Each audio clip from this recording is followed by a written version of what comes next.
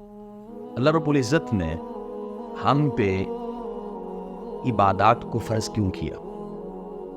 فلسفہ کیا ہے؟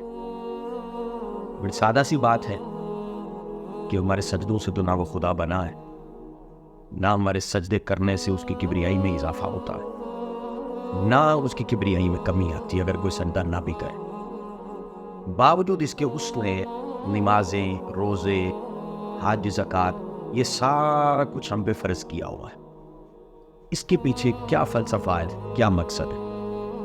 بڑی توجہ طلب بات یاد رکھیے گا، یہ جتنی بھی عبادات ہے، مثال کے طور پہ نماز ہے، تو نماز ہم پہ اس لیے فرض کی گئی تاکہ اس نماز سے ہم سبق حاصل کریں اور اپنی طبیعتوں اور مزاجوں کو بدلیں۔ نماز پڑھنے سے ہمارا فائدہ ہے۔ نماز کی مثال کے طور پہ میں اگر گھر نماز ادا کرتا ہوں اور وہی نماز میں مسجد میں باجماعت ادا کرتا ہوں تو 27 گنا اضافہ ہو جاتا ہے، 27 گنا ثواب کے اندر اضافہ ہو جاتا ہے۔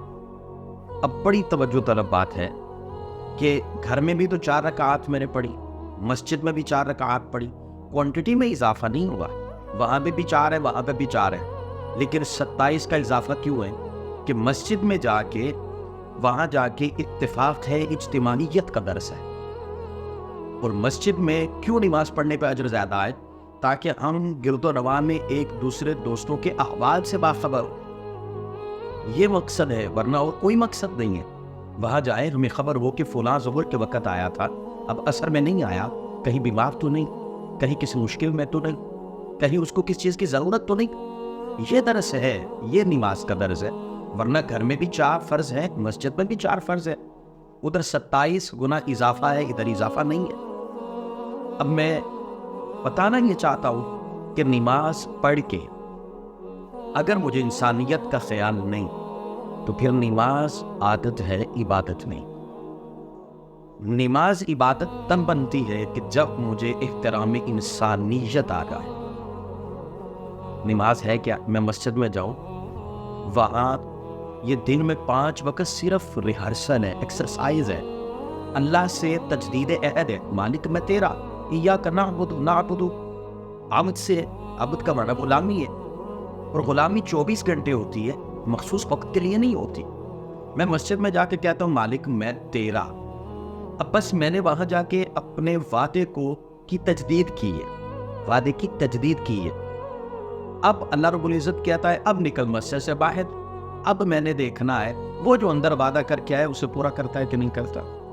مسجد میں جا کے صرف اللہ سے وعدہ ہوتا ہے، اب میں باہر بیٹھ کے دکان پہ اگر جھوٹ بولتا ہوں تو اس وعدے کے خلاف کر رہا ہوں جو مسجد میں کر کے آیا، پھر میں نے نماز نہیں پڑھی۔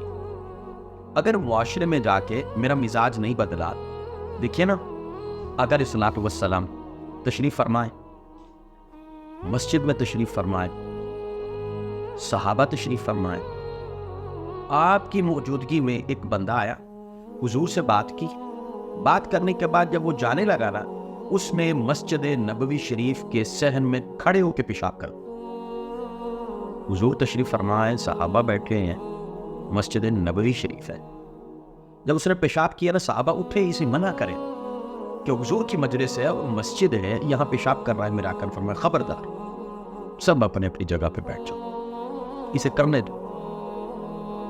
اب جب وہ پیشاب کر کے فارغ ہو گئے، اب میرے آقا علیہ الصلوۃ والسلام سے صحابہ نے عرض کی یا رسول اللہ صلی اللہ علیہ وسلم، اب ہم اسے بتائیں کہ یہ تو نے غلط کیا ہے؟ میرا آقا نے فرمایا نہیں، اسے کچھ نہیں کہہ رہے، اسے کوئی بات نہیں کرنی، بلکہ تم ایسا کرو ڈول میں پانی لو، از خود اس پیشاب سے بہا دو، وہ پانی پیشاب پہ بہا دو، وہ پیشاب صاف ہو جائے گا، اسے پتہ چل جائے گا یہ جو میں نے کام کیا ہے مجھے نہیں کرنا چاہیے تھا، یہ غلط کام۔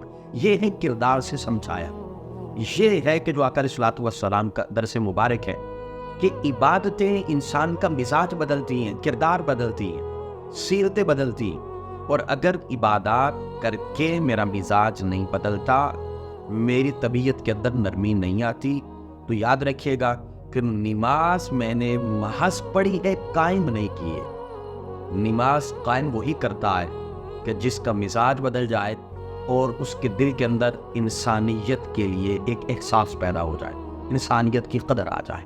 یہی فلسفہ ہے عبادت.